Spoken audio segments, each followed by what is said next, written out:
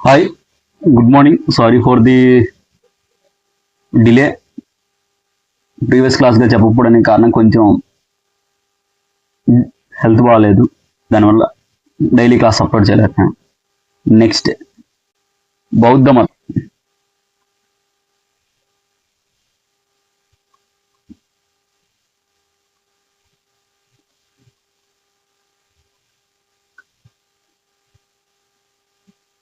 బౌద్ధ మతంకి వచ్చేటప్పటికి ప్రీవియస్గా మనం ఏమైతే చెప్పుకున్నామో బ్రాహ్మణుల ఆధిపత్యం ఒకటి పెరిగింది, కర్మకాండలు జరిపించాలి అన్న సిద్ధాంతం ఒకటి బాగా పెరిగిపోవడంతో దాన్ని వ్యతిరేకిస్తూ తీసుకున్న నిర్ణయాలే బౌద్ధం అండ్ జైనం ఆవిర్భావం ఫేమస్ అయిపోయింది కాలం. అందులో ఇప్పుడు మనం చూసుకునేది ఏంటి అంటే జైన మతానికి సంబంధించి జైన మతం ఆల్రెడీ మనం చూసేసాం. ఇప్పుడు మనం చూసుకునేది ఏంటి అంటే బౌద్ధ మతం. బౌద్ధ మతంకి వచ్చేటప్పటికి ఇది ఏం చెప్తుందంటే శాంతిని కోరుకోమని చెప్తుందని. ఫస్ట్ ప్రపంచంలో ఏ మతం స్వేచ్ఛా సమానత్వాన్ని గురించి చెప్పింది అంటే బౌద్ధ మతం చెప్పిందండి. ప్రపంచంలో ప్రతి మానవుడికి స్వేచ్ఛ సమానత్వం అనేది పాటించాలి అని చెప్పేసి కోరుకున్నారు. అందులో ఇలా ఉంటుంది అని చెప్పిన మతం ఏదైనా ఉంది అంటే బౌద్ధ మతం. దీని స్థాపకుడు ఎవరండి? బౌద్ధ మత స్థాపకుడు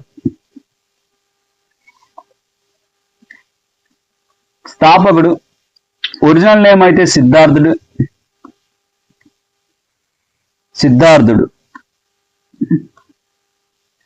లేదా గౌతమ్ బుద్ధుడు.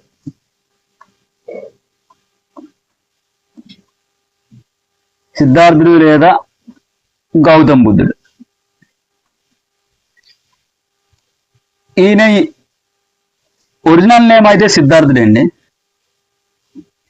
ఈయన ఫాదర్ ఎవరు? తండ్రి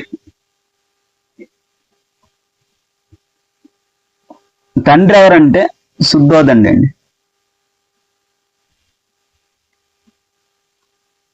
శుద్ధోదనుడు.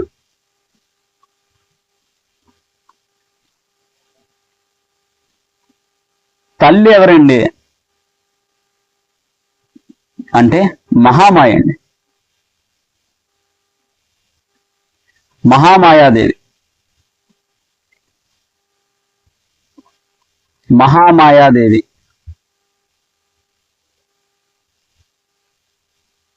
మరి గౌతమ్ బుద్ధుడిని ఎందుకన్నారండి అని పేరు రావచ్చు. జనరల్ గా ఫాదర్ నేమో మదర్ నేమ్ రెండూ లేవు, కానీ గౌతమ అని ఎందుకు వచ్చింది అంటే తన పెంచిన తల్లికి గుర్తుగా గౌతమ్ బుద్ధుడని పెట్టుకున్నారు. పెంచిన తల్లి.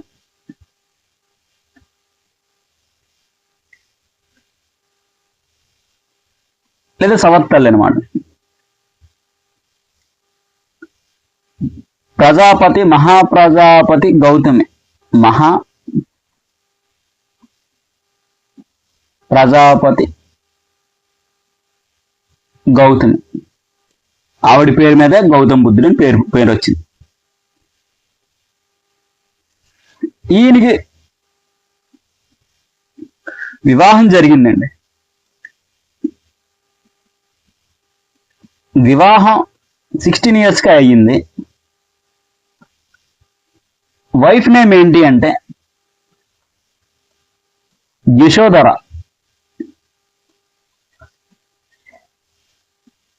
ఈయనకు కుమారుడు ఉన్నాడు.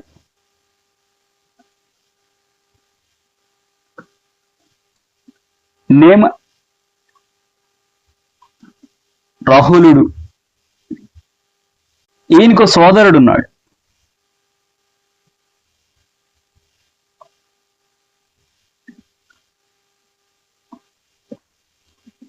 ప్రజాపతి గౌతమి యొక్క సంతానం. ఆయన పేరు ఏంటండి అంటే దేవదత్తుడు.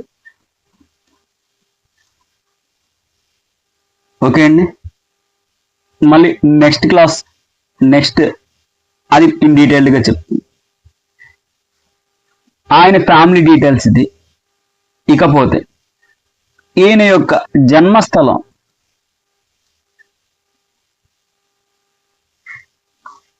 జన జన్మస్థలం ఎక్కడండి అంటే లుంబిని అండి.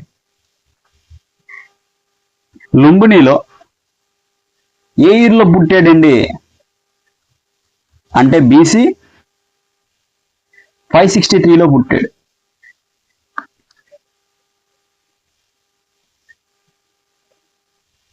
ఈయన 29వ ఏట బయటికి వెళ్ళిపోయాడు, ఇంటి నుంచి వెళ్ళిపోయి జ్ఞానోపదేశం గురించి ప్రయత్నిస్తూ ఉండగా తన 35వ ఏట అయిందండి జ్ఞానోపదేశం.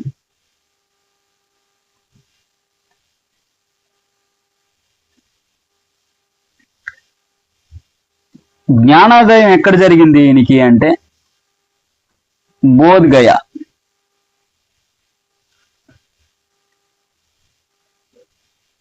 ఓకే అండి. ఏ చెట్టు కింద అయింది ఈయనకంటే బోధ్గయ రావి చెట్టు అండి. రావి చెట్టు క్రింద అయింది జ్ఞానోపదేశం. ఏ ఇయర్లో అయిందండి ఈయనకి 35 ఇయర్స్లో అయిందండి. ఈయన జ్ఞానోపదేశం అయిన తర్వాత ఈయన కొంతమంది స్టూడెంట్స్ని పెట్టుకొని ఫస్ట్ స్పీచ్ ఇచ్చాడు. దాన్ని ఏమని చెప్తారు అంటే ఫస్ట్ మెసేజ్ అన్నమాట. ధర్మచక్ర పరివర్తన అంటారండి.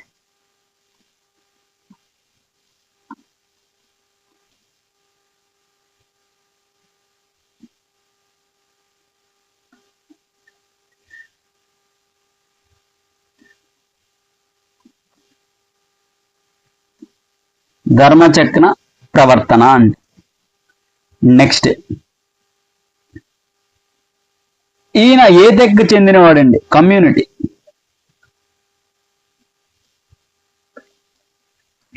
కమ్యూనిటీ ఏంటంటే సాఖ్య. ఈయన 29వ ఏట ఇంటి నుంచి బయటికి వెళ్ళిపోయాడు అన్నాం కదా. వెళ్ళిపోయేటప్పుడు ఒక గుర్రం మీద వెళ్ళాడు. ఆ గుర్రం పేరేంటి అంటే కంటక అంటారండి.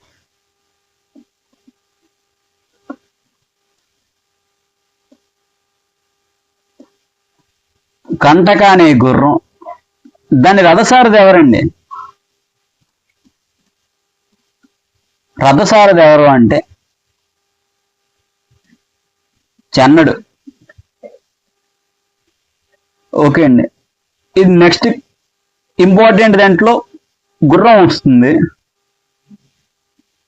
ఈయనకి వచ్చేటప్పటికి గురువులు ఉన్నారండి. గురువులు ఎవరు అది కూడా చూడ. గురువులు అలారకాము, నెక్స్ట్ ఉద్దక రాంపుత్ర. ఈయన దగ్గర మెడిటేషన్ ఎలా చేయాలి, దేవుడి గురించి ఎలా తెలుసుకోవాలి, తనలో తనని ఇంద్రియాలను ఎలా నిగ్రహించుకోవాలి, ఇవి అన్నవి వీళ్ళ దగ్గర ప్రాక్టీస్ చేశాడు. ఓకే అండి.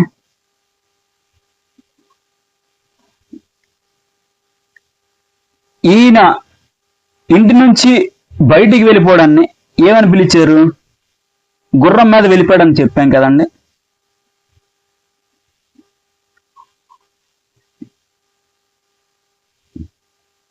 ఇంటి నుంచి బయటికి వెళ్ళిపోయాడు గుర్రం మీద.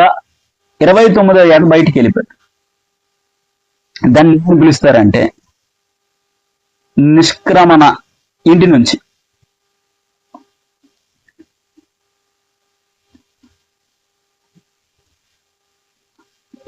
నిష్క్రమణకు వచ్చినప్పటికీ మహాభిప్రాయ నిష్క్రమణ అంటారు. నిష్క్రమణ.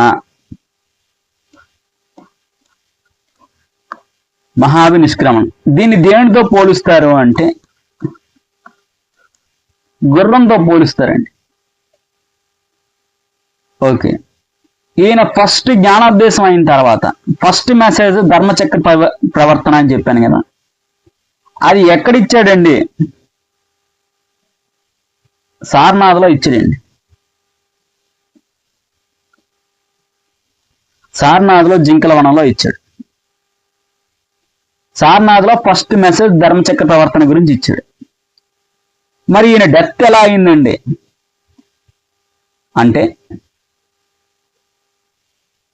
ఈయన డెత్కి వచ్చేటప్పటికి మరణించిన ప్రదేశం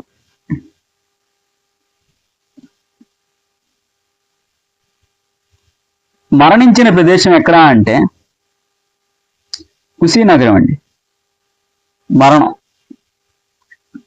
ఎక్కడ అంటే కుశీనగరం అండి.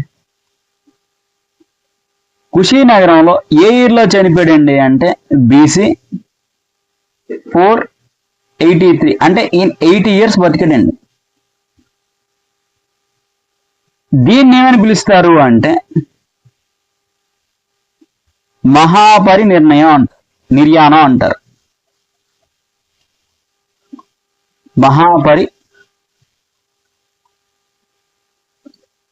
నిర్యాణం అని అంటారు. ఇది బుద్ధుడి గురించి జనరల్గా అడిగే ఇంపార్టెంట్ టాపిక్స్. ఇందులో ఇంకా ఇన్ డీటెయిల్డ్గా మనం చెప్పుకుంటే నెక్స్ట్ దాంట్లో మీకు ఇన్ డీటెయిల్డ్గా చెప్తున్నాను. ఒక్కసారి ప్రీవ్యూగా ఏమేమి చెప్పుకున్నాం ఒకసారి చూసుకున్నాం. ప్రీవియస్గా బౌద్ధ మత స్థాపకుడు ఎవరు అంటే సిద్ధార్థుడు లేదా గౌతమ బుద్ధుడు. తండ్రికి వచ్చేటప్పటికి శుద్ధోధనుడు, తల్లి మహామాయాదేవి. ఈవిడ బుద్ధుడు పుట్టిన 7 రోజులకి మహామాయాదేవి చనిపోయింది. పెంచిన తల్లి ఎవరు అంటే ప్రజాపతి గౌతమి. ఆవిడ గుర్తుగా గౌతమ బుద్ధుడు అయ్యాడు. వివాహం 16 సంవత్సరాలకి అయ్యింది. వైఫ్ వచ్చేటప్పటికల్లా యశోధర, కుమారుడు రాహులుడు, సోదరుడు వచ్చినప్పటికల్లా దేవదత్తుడు, గౌతమి యొక్క కొడుకు. జన్మస్థలంకి వచ్చేటప్పటికి లుంబిని. జ్ఞానోద్దేశం అయింది బోధిగయ. ఏ చెట్టు కింద అంటే రావి చెట్టు.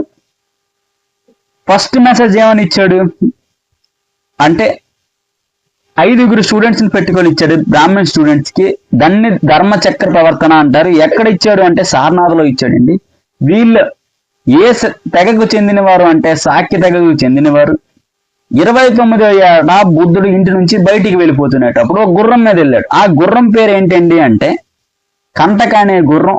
దాని యొక్క రథసారథి ఎవరు అంటే చిన్నుడు. ఈయనకి గురువులు ఉన్నారు. ఎవరు అంటే అలారకామ, ఉత్రుక రాంపుత్రుడు, 2 గురువులు. నెక్స్ట్ ఇంటి నుంచి బయటికి వెళ్ళిపోయాడని చెప్పాం కదా, దాన్ని ఏమని పిలుస్తారంటే మహాభినిష్క్రమణ అంటారు.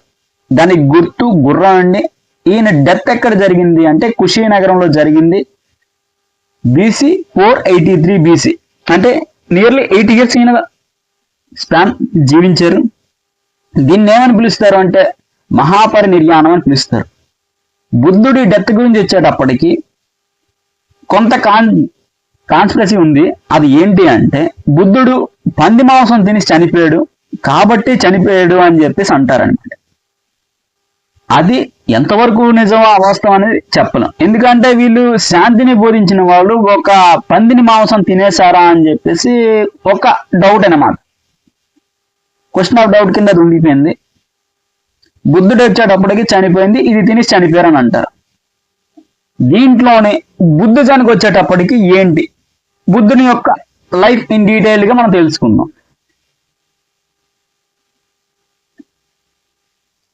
ఓకే అండి. బౌద్ధ మత స్థాపకుడుగా బుద్ధుడి పేరుగాంచాడు. ఓకే అండి.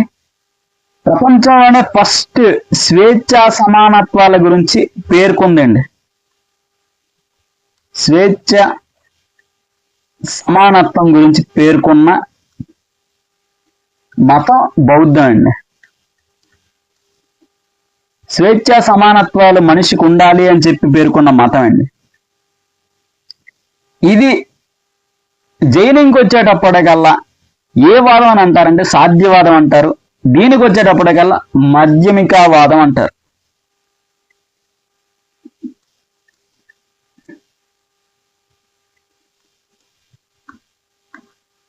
మాధ్యమికావాదం అంటారు.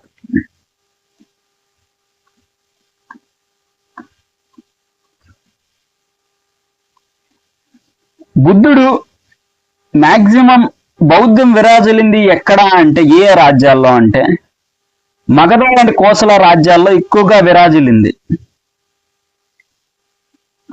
కోసల మరియు మగధ, ఎందుకంటే ఇది రూలర్స్ ఎక్కువగా ఫాలో అయ్యారు కాబట్టి.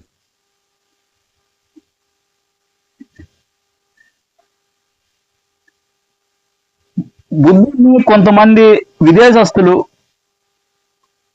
గర్వంగా కీర్తించారు. అది ఏంటి అంటే he is the light of Asia అని చెప్పేసి.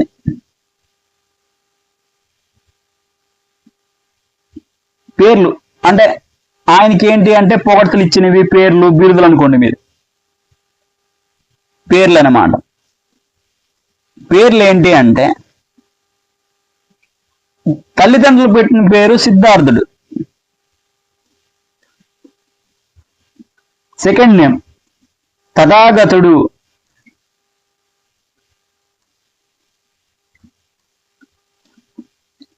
నెక్స్ట్ సాఖ్యముని అంటారు,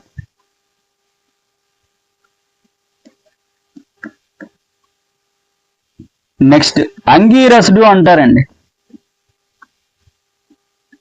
అంగీరసుడు.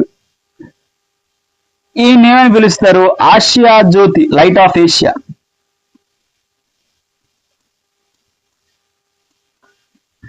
లైట్ ఆఫ్ ఏషియా అని చెప్పి పిలిచిన వాడు ఎవరు అంటే Edwin Arnold. Edwin Arnold light of Asia అన్నాడు. లేదు లేదు, ఈయన ప్రపంచ జ్యోతి అని చెప్పి లైట్ ఆఫ్ వరల్డ్ అని చెప్పి అన్నవాడు ఎవరు అంటే రైస్ డేవిడ్ అండి. వీళ్ళు ఏమన్నారు, లేదు లేదు ఈయన ప్రపంచానికి జ్యోతి అని చెప్పి అన్నారు. జనరల్గా ఇప్పుడు బుద్ధుడి యొక్క జీవితం గురించి తెలుసుకుందాం. ఆయన జీవితం ఎలా జరిగింది అంటే ఒక బాలుడికి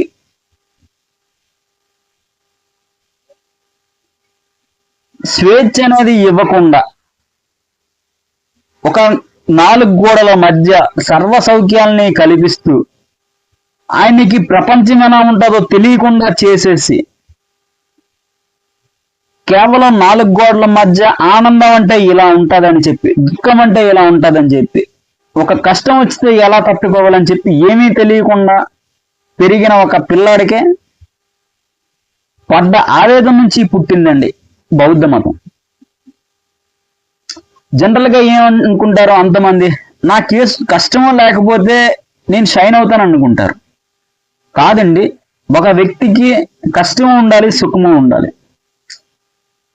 బుద్ధుడికి ఏమైంది అంటే పుట్టిన దగ్గరనప్పుడు కల్లా తల్లి కడుపులో ఉండేటప్పటికి మహామాయాదేవి గర్భవతి. స్టోరీ చెప్తానండి. మహామాయాదేవి గర్భవతిగా ఉండేటప్పుడు ఆవిడికి తన కలలో ఒక తెల్లని ఏనుగు కనిపిస్తా ఉండేది ప్రతిరోజు. వెంటనే వాళ్ళ తండ్రి శుద్ధోదండ ఏం చేశాడు, జ్యోతిష్యుల్ని పిలిచి, ఏంటి మా మహారాణి గారికి ఇలా కళ్ళు వస్తున్నాయి, కళలో ఎప్పుడు కూడా తెల్ల ఏనుగు వస్తుందని చెప్తున్నారు. తెల్ల ఏనుగుని హిందూయిజంలో ఏమని పిలుస్తారు అంటే ఐరావతం అని అంటారు. ఇలా కనిపిస్తుంది ఏంటి అని అడిగారు. అడిగితే ఆ జ్యోతిష్యులు ఏం చెప్పారు, రాజా పుట్టిన పిల్లవాడు అయితే మహాజ్ఞానైన అవుతాడు, లేకపోతే చక్రవర్తి అవుతాడు, ప్రపంచ చక్రవర్తి అయిపోతాడు. వెంటనే ఈయనకేంటి, మహాజ్ఞాని అయిన సన్యాసి అన్నటప్పటికీ నా కొడుకు ఇంత సామ్రాజ్యాన్ని నేను తీసుకుని వస్తే జనరల్గా మొదటి సంతానమే సన్యాసం తీసుకుంటుంది అనేటప్పటికీ తట్టుకోలేకపోయాడు. లేదు లేదు, దీనివలన ఈయనకి కష్టం తెలిస్తేనే కదా సన్యాసం చేస్తే వెళ్ళిపోతాడు అని ఆ ఉద్దేశంతో పిల్లవాడికి కష్టం అనేది తెలియకుండా, సపోజ్ ఆయన చుట్టూ ఉన్న పరివారం ఉంటుంది, ఆ పరివారంలో ఎవరికైనా బాగలేదు అనుకోండి, జ్వరం వచ్చిందా ఏమైనా ఆయన మరి అక్కడ డ్యూటీకి వేసేవారు కాదు. అలా ఆనందం అంటే ఎలా ఉంటుందో కూడా తెలియకుండా పెరిగేశాడు. అలా ఒకరోజు ఏమైంది, బుద్ధుడికి అలా జరుగుతూ ఉంది. ఈ టైంలో నేను మీకు ఇంకో విషయం చెప్పడం మర్చిపోయి, మహామాయాదేవి బుద్ధుడికి అంటే కడుపులో ఉండేటప్పుడు తల్లి ఏనుగు కనిపిస్తుందని చెప్పారు కదా. మహామాయాదేవి ఏం చేసింది, లేదు నెలల టైం వచ్చింది, పుట్టింటికి వెళ్ళిపోవాలి అని చెప్పి అనుకుంటే తోవలోనే లుంబిని గ్రామంలో పుట్టేశాడు గౌతమ బుద్ధుడు. ఓకే అండి. పుట్టిన 7వ రోజు మహామాయాదేవి చనిపోయింది. మహామాయాదేవి చనిపోయిన తర్వాత బుద్ధుడి యొక్క పెంచే బాధ్యతను తీసుకున్నది ఎవరండి అంటే ప్రజాపతి అయిన గౌతమి తీసుకుంది. పినతల్లి తీసుకొని పెంచింది గౌతమ బుద్ధుడిని.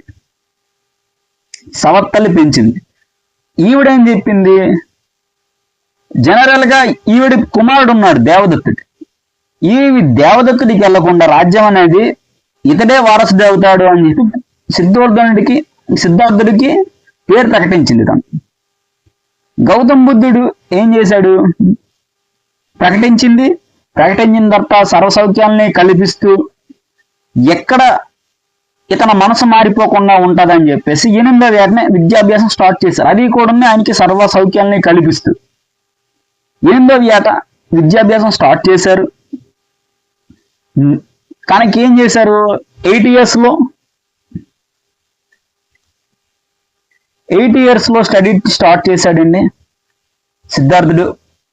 16 yearsకి వచ్చేటప్పటికి మ్యారేజ్ చేసేసారు. ఎవరితో ఏంటి చేశారు, యశోధరతో వివాహం జరిగిపోయింది. యశోధరతో వివాహం జరిగిన తర్వాత ఈమె కుమారుడు పుట్టాడు. కుమారుడి పేరేంటి, రాహులుడు. ప్రీవియస్ గా చెప్పుకున్నాం.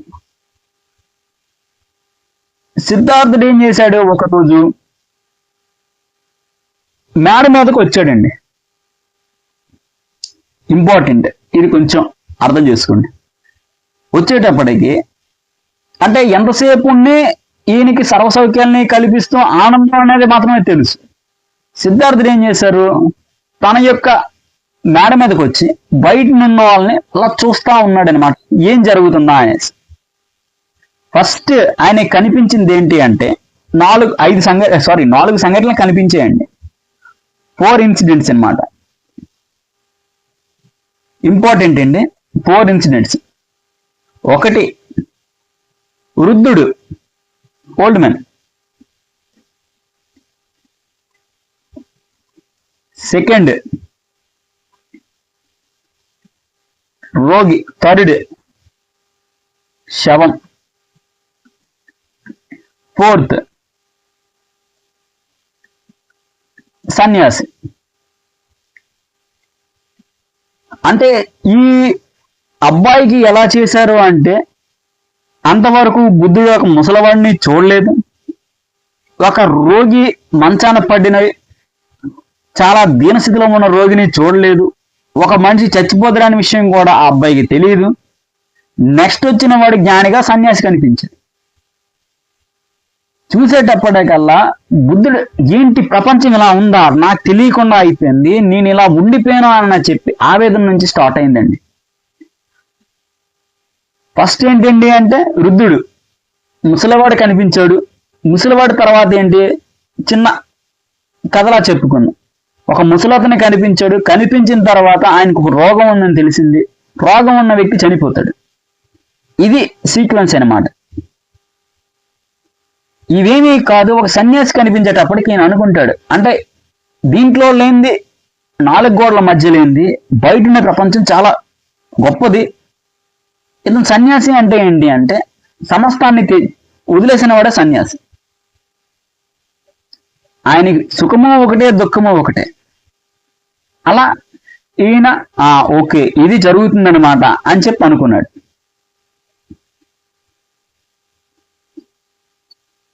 అప్పుడు ఆయనకు ఒకటి అర్థమైంది, విశ్వంలో సంతోషం మాత్రమే కాదు దుఃఖం కూడా ఉంది. అంతవరకు 4 గోడల మధ్య అన్ని వసతుల మధ్య ఉన్న రాజకుమారుడికి ఏమనిపిస్తుంది, అమ్మయ్య ఇది ఆనందమే ఉంది, ప్రపంచం మొత్తం ఆనందమే కాదు, ప్రపంచం అంతా దుఃఖం అని చెప్పి అప్పుడు తెలిసింది. ఆ రోజు ఏమైంది, 29వ ఏట 29 ఇయర్స్లో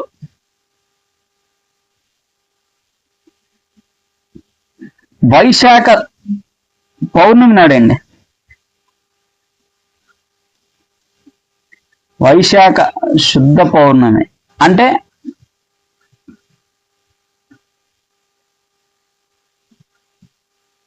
వైశాఖ శుద్ధ పౌర్ణమి నాడు క్రీస్తు పూర్వం బీసీ 534 ఇయర్స్లో సత్యం తెలుసుకోవాలి అని చెప్పి ఇంటి నుంచి బయటికి వెళ్ళిపోయాడు. ఓకే అండి, ఈ 4 ఇన్సిడెంట్స్ చూసిన తర్వాత నుంచి బుద్ధుడి మొదలు ఏం మొదలింది అంటే, నేను ఎన్ని సంవత్సరాలు ఉన్నాయి జీవితం అంతా ఆనందం అని అనుకున్నాను, ఇది కాదు సత్యం అనేది ఇంకొకటి ఉంది, అదేంటో తెలుసుకోవాలి. కాబట్టి నేను బయటికి వెళ్ళిపోవాలని నిశ్చయించుకొని 29 ఏట ఇంటి నుంచి బయటకు వచ్చేసాడు. వచ్చేసేటప్పటికి ఈయనతో పాటు ఉన్నది ఏంటి అంటే గుర్రం ఉంది, దాని పేరు కంటక అని చెప్పాను. ఈయన యొక్క రథం ఉంది, దాని యొక్క డ్రైవర్ ఎవరండి? సారథి, రథసారథి చెన్నడు. ఓకే అండి, రథం యొక్క సారథి ఎవరంటే చెన్నడు. రథసారథి అయిపోయిన తర్వాత ఈయన రాజప్రసాదం నుంచి బయటకు వస్తున్నప్పటికీ ఒక రాజ కన్య ఏం చేసింది, బుద్ధుడి యొక్క బాడీని చూసి, అబ్బా ఏమున్నాడు రా బాబు ఈ రాజకుమారుడు అని చెప్పి మోహించింది. మోహిస్తే 29వ ఏట బయటికి వెళ్తున్న వ్యక్తికి ఒక స్త్రీ వచ్చి ఇలా అనేటప్పటికి బుద్ధుడు ఏం చేశాడు, ఇది సత్యం కాదు, భ్రమ గర్వం దుష్ప్రభావాలు దుఃఖానికి మెయిన్ కారణం అని తెలుసుకొని ఏం చేశాడు అంటే తన మెడలో ఉన్న హారాన్ని తీసి ఇచ్చేసాడు, నువ్వు ఉంచుకో అని చెప్పేసి. బుద్ధుడి మనసులో ఎంత మెదిలేదేంటి, సత్యం అన్వేషించాలి కాబట్టి. భ్రమ ఉండకూడదు, గర్వం ఉండకూడదు, దుష్ప్రభావాలు ఉండకూడదు. దుఃఖాన్ని విసర్జించినప్పుడే, అంటే దుఃఖాన్ని పక్కన పడేసినప్పుడే కదా మనిషి ఆనందంగా ఉంటాడు అని చెప్పేసి ఇంటి నుంచి బయటికి వెళ్ళిపోయాడు. ఓకే అండి, కొంత దూరం అలా ప్రయాణించి వైశాలి నగరం చేరుకున్నాడు. అక్కడ ఈయనకి కనిపించిన గురువు ఎవరండి అంటే అలారకల ముడి అనే గురువు కనిపించాడు. ఈయన దగ్గర ఏ విద్య నేర్చుకున్నాడు అంటే యోగా నేర్చుకున్నాడు. నెక్స్ట్ అక్కడ కూడా నేను సెట్ కాలేకపోయాడు. అక్కడి నుంచి ఉద్దారక రామపుత్రుడి దగ్గర నెక్స్ట్ సంయజ్ఞ సంజాయత అనే సమాధి విద్యను నేర్చుకున్నాడు. అంటే డీప్ మెడిటేషన్ ఎలా చేయాలి, యోగా నేర్చుకున్నదేమో అరాలకల ముడి దగ్గర నేర్చుకుంటే, ఉద్దక రామపుత్రుడి దగ్గరికి వచ్చినప్పటికల్లా డీప్ మెడిటేషన్ అనేది నేర్చుకున్నాడు. అలా కొంతకాలం ఏం చేశాడు, మగధలోనే ఉంటూ ఏదో ఉంటే ఉన్నామనే లెక్క, సన్యాసి లెక్క ఉండేవాడు. అలా ఉండగా జ్ఞానోపదేశం అయింది ఎప్పుడని చెప్పానండి, 35వ ఏట 35 ఇయర్స్ లో ఈయనకి ఏమైంది, జ్ఞానోపదేశం అయింది. కంటిన్యూస్ గా 49 డేస్ అండి డీప్ మెడిటేషన్.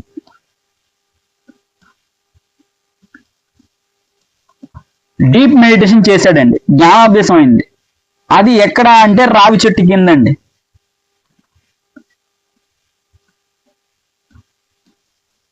రావి చెట్టు కింద డీప్ మెడిటేషన్ చేశాడు. దాన్నే బోధి చెట్టు అని పిలుస్తారు.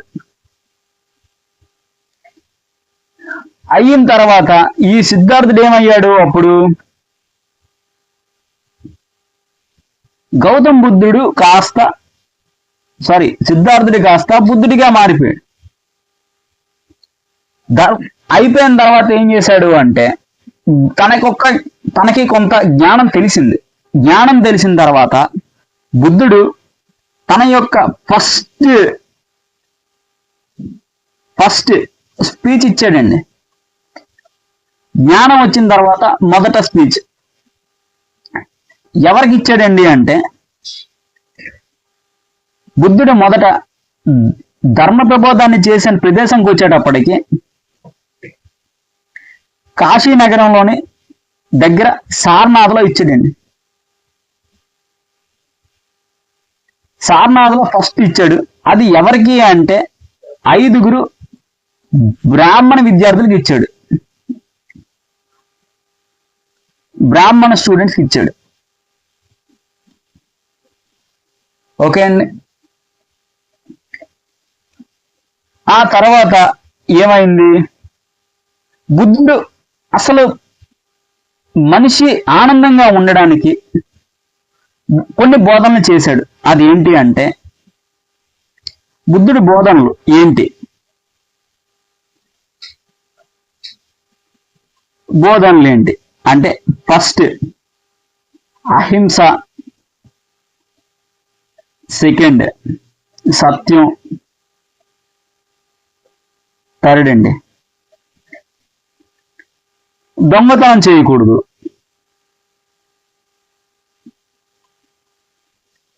దొంగతనం చేయరాదు, దొంగతనం చేయకూడదు, ఫోర్త్ మత్తు పానీయాలను తీసుకోవద్దు, మత్తు పానీయాలు తీసుకోకూడదు, నెక్స్ట్ వ్యభిచారం చేయరాదని చెప్పాను, బోధనలు చెప్పాడు. దీనికి ఇది మెయిన్ అంటారు, పంచశీలలు అంటారన్నమాట. నెక్స్ట్ అండి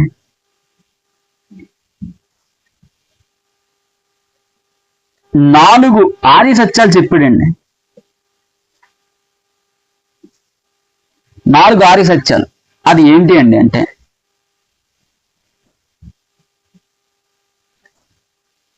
ఒకటి, ఈయన చూసిన సంఘటనలను బట్టి ఏం తెలిసింది, ఈ 49 days డీప్ మెడిటేషన్ తర్వాత ఈయనకి కొన్ని తెలిసే, ప్రపంచమంతా దుఃఖమయం. దుఃఖానికి గల కారణాలు ఏంటి? ప్రపంచం అంతా దుఃఖంలోనే ఉంది. దానికి అంటే దుఃఖం అంటే ఏంటండి? జన్మించడము దుఃఖంలోనే ఉంది, వృద్ధాప్యము దుఃఖం, చనిపోవడము దుఃఖం. ప్రపంచం అంతా దుఃఖంలోనే ఉంది. ఆనందంగా గడిపే క్షణాలు చాలా తక్కువ. దుఃఖానికి మెయిన్ కారణం ఏంటి అంటే తృప్తి లేదా సంతృప్తి అనేది లేకపోవడం. నెక్స్ట్ రేపేం జరుగుతుందో అనే భయం ఒకటి. ఆర్య సత్యాలు ఏంటి అంటే ప్రపంచం అంతా దుఃఖం, దుఃఖానికి గల కారణం ఏంటి అంటే భయం. దుఃఖాన్ని నిరోధించవచ్చు, అది కూడా తెలుసుకున్నాడు కదా. దుఃఖాన్ని కూడా ఎలా నిరోధించవచ్చు అన్నది, దుఃఖాన్ని నిరోధించడానికి ఏం చేయాలి? కోరికల్ని జయించాలి. ఆ 4 ఏంటి అంటే ప్రపంచం అంతా దుఃఖమై, దుఃఖానికి గల కారణం ఏంటి అంటే నా భయం. నెక్స్ట్ సంతృప్తి లేదు, దుఃఖాన్ని జయించవచ్చు. దుఃఖం ఎందుకు వచ్చింది అనేది అర్థం చేసుకుంటే దుఃఖాన్ని జయించవచ్చు. దుఃఖాన్ని జయించడానికి ఒక మార్గాన్ని చెప్పాడండి. అది ఏంటి అంటే అష్టాంగ మార్గాలు అంటారు. సరే అండి, అష్టాంగ మార్గాలు అంటే 8 మార్గాలను చెప్పాడు. అదేంటి అంటే సామ్యక్ దృష్టి, సరైన దృష్టి ఉండాలి. ఫలానా వెళ్ళాలి అంటే ఫలానా దగ్గరికే వెళ్ళాలి. నెక్స్ట్ దృఢ సంకల్పం ఉండాలి. సమ్యక్ వాక్కు, సమ్యక్ కర్మ, సమ్యక్ జీవనం, సమ్యక్ కృషి, నెక్స్ట్ సమ్యక్ స్మృతి, సమ్యక్ సమాధి. అలా 8 చెప్పుకుంటూ వచ్చాడు బుద్ధుడు. గౌతమ బుద్ధుడు అంతా ఓకే అయిపోయిన తర్వాత ఇలా చెప్పుకుంటూ స్పీచెస్ ఇచ్చుకుంటూ బౌద్ధంలో చేరిన ఫస్ట్ లేడీ ఎవరు అంటే ఈయన పినతల్లి అయిన గౌతమి చేరిందండి. మహాప్రజాపతి గౌతమి చేరింది. బౌద్ధంలో చేరిపోయిన ఒక వేశ్య ఉంది, బౌద్ధ మతం పుచ్చుకున్న వేశ్య. ఆ టైంలో హిందూయిజంలో స్త్రీలకి విద్యని అభ్యసించడానికి లేదు, ఏమీ లేదు. ఆ టైంలో ఏమైందంటే బుద్ధుడి బోధనల వలన విని ఆకర్షితురాలైన ఒక వేశ్య ఆమ్రపాలి బౌద్ధ మతం స్వీకరించింది. బుద్ధుడి యొక్క డెత్ ఏమైందండి, ఇప్పుడు అలా తన 80 years లో బుద్ధుడి యొక్క డెత్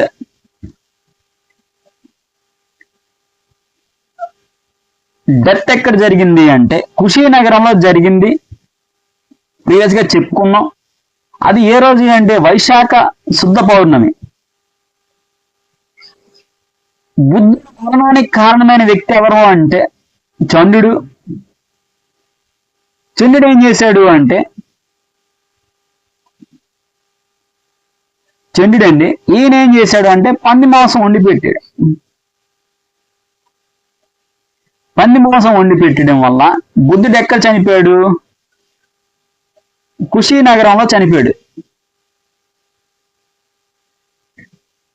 ఏ ఇయర్లోనండి? 80 years లో చనిపోయాడండి. దీన్ని ఏమని పిలుస్తారు? మహాపరినిర్యాణం అని చెప్పి పిలిచారు. ఏ రోజు అంటే వైశాఖ శుద్ధ పౌర్ణమి నాడు. మీకు బిట్ ప్రకారం ఏ పౌర్ణమి రోజు వచ్చింది అనుకోండి. బుద్ధుడు పుట్టింది వైశాఖ శుద్ధ పౌర్ణమి, ఇంటి నుంచి వెళ్ళిపోయింది వైశాఖ శుద్ధ పౌర్ణమి, నెక్స్ట్ చనిపోయింది వైశాఖ శుద్ధ పౌర్ణమి. మీకేం తెలియకపోతే వైశాఖ శుద్ధ పౌర్ణమి పెట్టేవచ్చు బిట్టి కింద. బుద్ధుడు పుట్టుకుని ఏమని పిలుస్తారు అంటే బుద్ధుని యొక్క సింబల్స్ అండి. బుద్ధిజంలో ఈ సింబల్స్ కి చాలా ఇంపార్టెన్స్ ఉంది. బర్త్ ఆఫ్ బుద్ధ దేంతో సింబల్ అండి అంటే తామర పువ్వు అండి. తామర పువ్వు. సెకండ్, ఈయన ఇంటి నుంచి వెళ్ళిపోవడాన్ని ఏమని పిలుస్తారు? మహాపరిత్యాగం.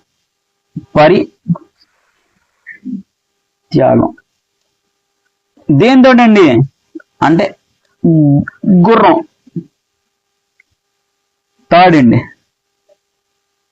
ఈయనకి జ్ఞానోదయం అయింది.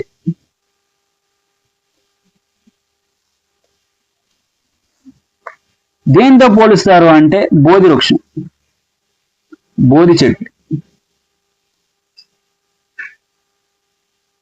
ఫస్ట్ స్పీచ్ ఏమని పిలుస్తారు? ఉపన్యాసం.